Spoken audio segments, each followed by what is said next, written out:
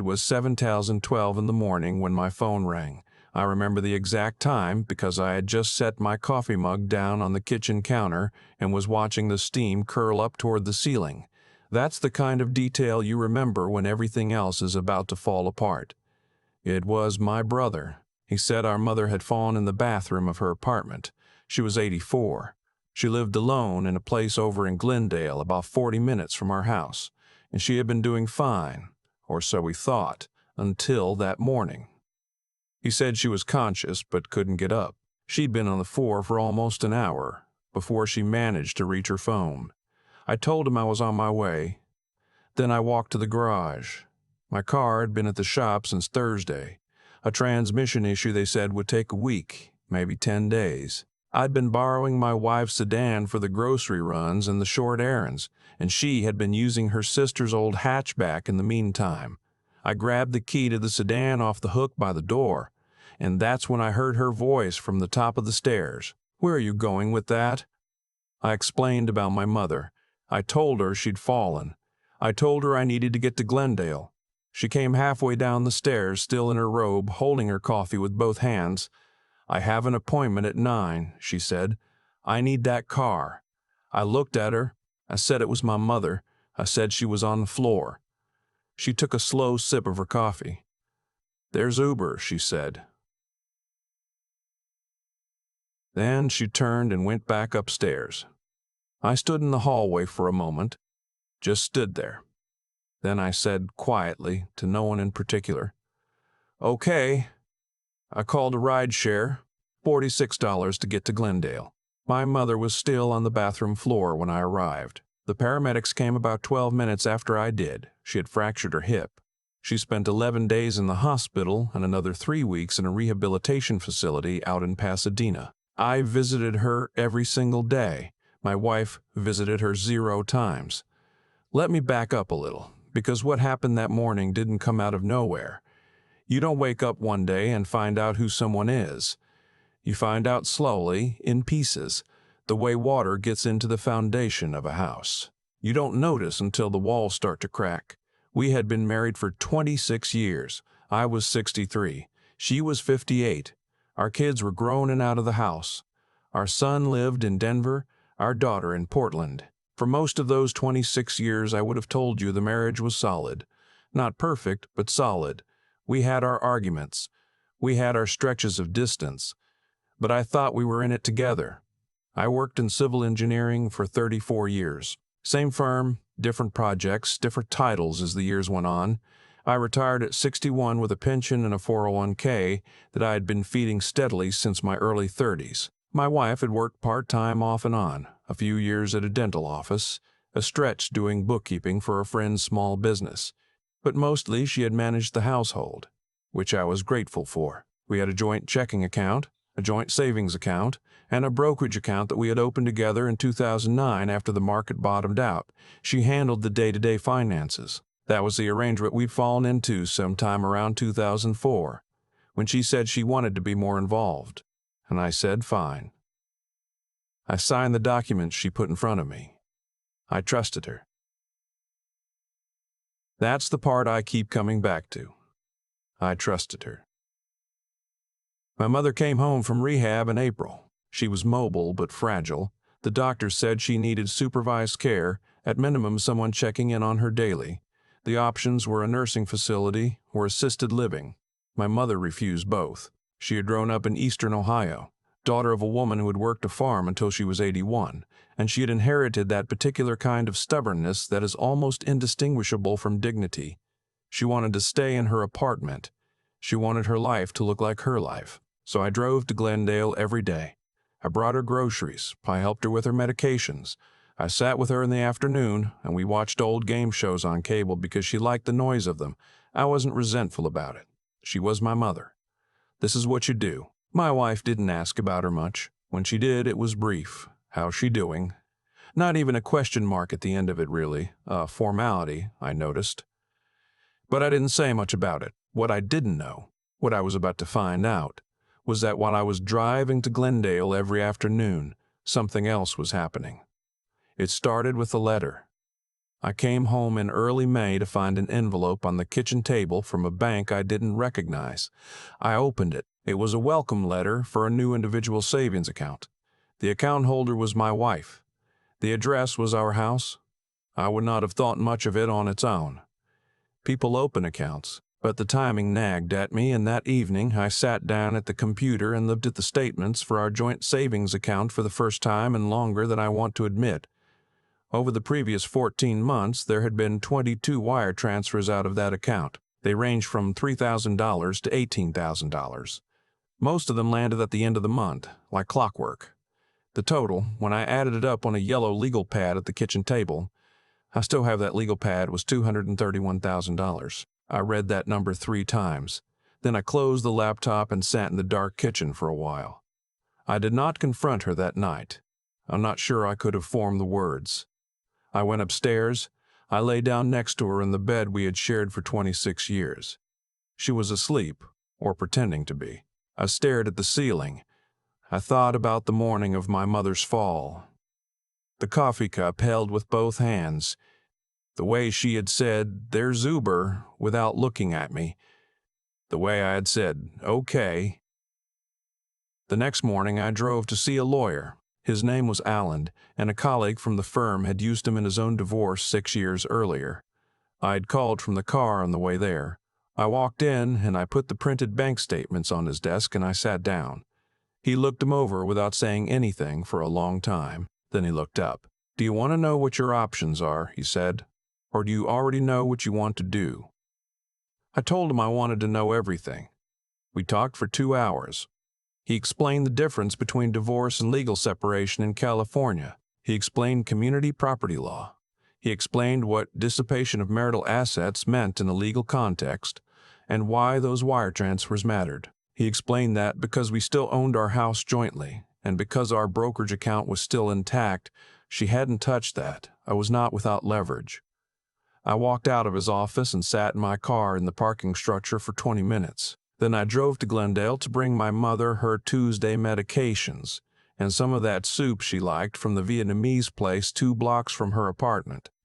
I did not say a word to my wife that evening, or the next day, or the day after that. What I did, quietly, over the following 3 weeks, I retained Allen formally. I moved my direct deposit from our joint checking to a new individual account at a different bank. I worked with Allen to file a notice of preliminary injunction on the joint savings account, which froze both our abilities to transfer funds out of it pending resolution. I contacted a forensic accountant Allen recommended, a woman named Teresa, who had a calm, almost sleepy way of explaining terrifying things, and she began tracing where the money had gone, and hadn't gone anywhere dramatic. That's the thing, $231,000, and it had gone to a new condo in Scottsdale, Arizona, a down payment and several months of HOA fees and furnishings. She had bought a place in Scottsdale. I didn't know anyone in Scottsdale. She had family in Tempe, a cousin she'd always been close to, but the condo wasn't near the cousin. I asked Teresa what she thought. Teresa looked at her notes. "There's a second name on the utility account at that address," she said. I nodded. "Do you want me to find out whose it is?" she said. "Not really," I told her. "I think I already know." There had been a man in her life for the better part of the last 2 years. I hadn't known his name then. I didn't ask for it from Teresa. Names at that point felt beside the point. I filed for legal separation in the 3rd week of June. I chose separation over divorce for one reason: our house. Under California law, a legal separation preserves the marital estate while the proceedings move forward. The house was worth a significant amount. We had bought it in 1999, and the neighborhood had changed around it considerably. If I filed for divorce immediately and she contested aggressively, there was a chance of a rushed settlement that undervalued things. Allen advised patience. He said the separation filing would force her to deal with the asset division properly. She was served on a Thursday afternoon. I know it was Thursday because I was in Glendale with my mother when my phone rang. It was Allen's paralegal, confirming the service had been completed. My mother looked at me across the table. She was eating the soup I'd brought. She had gotten a little better at reading my face over the years. "Something happened," she said. Something I've been expecting, I told her. She didn't ask more than that. She just reached across and put her hand on mine for a moment, and then went back to her soup. She called me 37 times in the 48 hours after she was served. I picked up once on the second day. "Did you do this?" she said. Her voice was tight. "Yes," I said.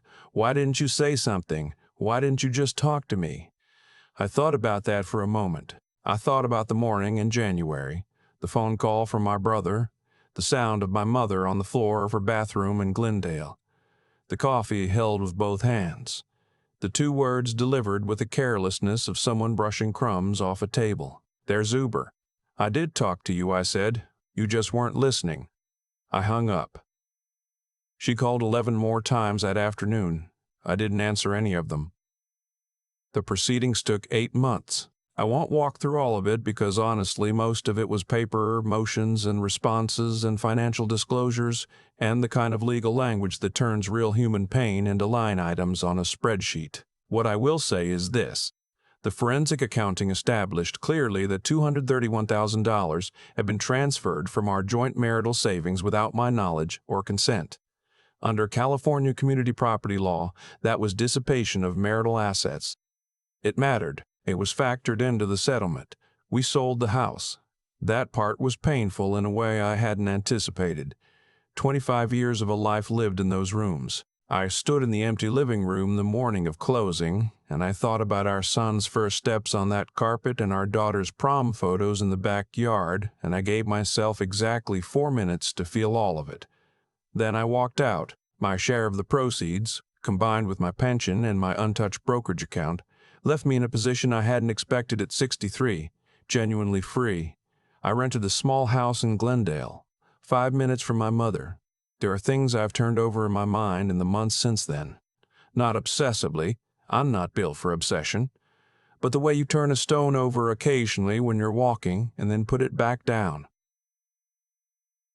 I've thought about whether I should have seen it sooner. The financial arrangement that gave her full access and gave me full ignorance. The years of drifting that I told myself was just the natural settling of a long marriage. The way she had slowly stopped asking about things that mattered to me. I've thought about the morning of my mother's fall. That moment in the hallway holding the car key. I wondered sometimes what would have happened if I had argued, if I had raised my voice, if I had demanded. But I think the outcome would have been the same. The money was already gone. The condo in Scottsdale was already furnished. What I said in that hallway, okay, wasn't defeat. It was information. It was the last piece I needed, delivered to me in 2 words. "There's Uber." That sentence told me everything I needed to know about what our marriage had become and what I needed to do about it. My mother is 85 now. She still lives in her apartment in Glendale. She gets around with a cane, and she complains about the cane in exactly the way you would expect a woman raised by a farm woman to complain about it. Briefly, and only once, and then not again. I bring her soup on Tuesdays and Thursdays. On Sundays, we drive out to the Rose Garden and Exposition Park and sit on the bench near the entrance. And she tells me stories about her parents that I have heard 40 times and still find new things in. My son came out from Denver last fall.